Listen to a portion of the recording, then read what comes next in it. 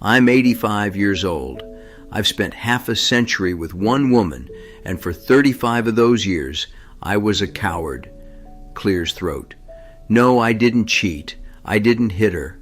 I did something much more subtle and much more damaging. I turned the woman I swore to protect into my mother. Look at your hands, gentlemen. Are they clean because you work hard, or because someone else is still scrubbing your stains? You think you're a king in your castle, but you're just a toddler in a suit, waiting for a woman to tell you where your socks are. The world tells you marriage is about finding a soulmate. They lied. Marriage is about two adults, and most of you, you're still waiting for a glass of milk and a pat on the head. I'm going to tell you why your marriage is dying and why she doesn't look at you with desire anymore. I almost lost everything because I forgot that my wife didn't sign up to raise a grown man. Don't look away, because the silence in your house right now, that's the sound of her giving up. Stay with me, because this truth is the only thing that will save you from a very lonely grave. Step back with me to 1972. I was 30, strong and arrogant. I came home every night from the office like a conquering hero returning from a war no one asked him to fight. I'd kick off my shoes in the hallway, leave my damp coat on the velvet chair, and walk straight to the kitchen. I didn't ask, "How was your day, Martha?" I asked, "What's for dinner?" I watched her back. She was always at that stove. The smell of onions and floor wax. That was the scent of my comfort, and the scent of her prison. I thought I was a good provider because I paid the mortgage. But I wasn't a husband. I was a boarder who expected his laundry to be folded by a ghost. I'd see a stain on my shirt and just point at it. No words, just a finger. Like a child pointing at a broken toy for his mother to fix. Martha used to play the piano, beautifully. In the early days, I'd sit and listen. But as the years went by, the piano became just another surface to pile the mail on. I let her music die so I could have my silence. I let her dreams wither so she could have enough energy to scrub the mud off my boots. I remember one Tuesday. The rain was drumming on the tin roof. She was standing by the window, just staring out at the gray sky. Her hands were red from the bleach. I walked in, complained about the cold coffee, and walked out. I didn't see the look in her eyes then. I see it now, every time I close mine. It wasn't anger. It was a slow, quiet evaporation of hope. She was realizing that the man she married had regressed into the son she never wanted to have. I was taking everything, her time, her beauty, her spirit, and offering nothing but a paycheck in return. I thought silence was peace. I didn't realize it was the sound of a woman leaving me while she was still standing in the kitchen. 35 years. That's how long I let her be my mother. 35 years of, "Where is my tie?" and "Why isn't the car gassed up?" I was a giant baby in a man's body, and I was killing the only person who truly loved me. I was successful in business, respected in the town, but at home, I was a parasite. You think you're different from me because you don't leave mud on the carpet? You're not. You're worse. At least I was present in my arrogance. You're a ghost in your own house. You sit there, 55 years old, staring at a screen, while your wife carries the weight of 2 lives on her shoulders. You don't ask where your socks are anymore. You just wait for them to appear in the drawer like magic. Look at her. Really, look at her. She's not your partner. She's your chief operating officer. She manages the kids, the bills, the social calendar, and your goddamn health. And what do? You help out. Scoffs. Gentlemen, You don't help in your own life. When you say you're helping her, you're admitting it's her job and you're just a volunteer. That's what a son does for his mother, not what a man does for his woman. I see you at the steakhouse or the mall. You're walking 10 feet ahead of her or 10 feet behind, buried in your phone. There is a wall of ice between you that's been freezing for 20 years, and you wonder why the bedroom is cold, why she hasn't touched you with fire in a decade. It's simple. A woman cannot lust after a man she has to raise. Desire dies in the shadow of caretaking. She's tired of being your moral compass and your laundry service. She wants a man, not another project. The silence in your house isn't peace, my friend. It's the sound of a woman who has checked out. She's still there, cooking the meals, folding the shirts, but her soul has moved out years ago.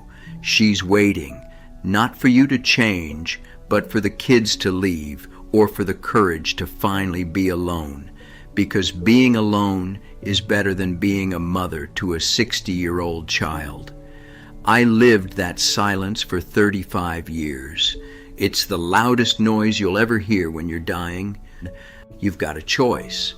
You can keep being comfortable. You can keep letting her carry the mental load until she breaks or leaves. Or you can grow up. You can stop being the son and start being the man she thought she married before life wore her down. But hurry, because a woman's patience isn't a renewable resource. Once it's gone forever. Why do we do it? Why does a man who leads a company, who manages 100 employees, come home and act like he can't find the butter in a refrigerator he's owned for 20 years? It's not because you're stupid. It's because your ego is a lazy dog. It wants to be a king in the world, but a prince in the kitchen. We've been fed a lie that says provider means bank account. You think because you bring home the paycheck, you've bought the right to be a guest in your own marriage. You haven't. You've just paid the entry fee. The real work, the heavy lifting, is the emotional labor you've outsourced to her for decades. You let her carry the mental load.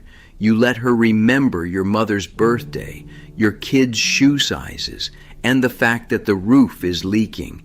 And then you wonder why she's always stressed. She's not stressed, my friend. She's carrying a grown-up child on her back while trying to walk uphill. Here is the tough truth. A woman cannot respect a man she has to mother, and without respect, there is no desire. You want her to look at you with that fire she had when you were 20? Then stop asking her where your clean underwear is. When you act like a child, she has to act like a parent.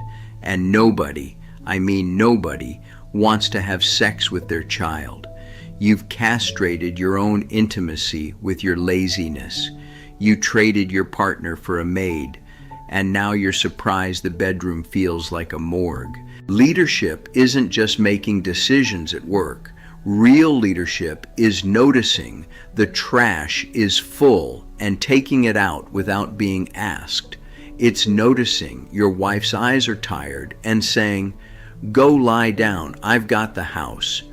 It's being an adult who doesn't need a gold star or a thank you for doing his part. Your ego wants a reward for basic survival. A man just does it. If you want a queen, you have to be a king who actually builds the kingdom, not one who just sits on the throne waiting for grapes to be fed to him. You're wondering if it's too late. It's only too late when the dirt hits the coffin lid. Until then, you have a job to do. You want to stop being a son and start being a husband? Then listen closely. I'm going to give you 3 things to do starting today, not tomorrow, today. First, master your own existence. Stop asking her where things are. The kitchen isn't a foreign country, and the laundry room isn't a laboratory. Spend the next hour finding every cleaning supply, every spice, and every document in that house. If you don't know where your own life is kept, you don't own it. She's not your GPS, she's your partner. Stop making her hold the map while you just sit in the passenger seat of your own marriage. Second, kill the whatever you want ghost.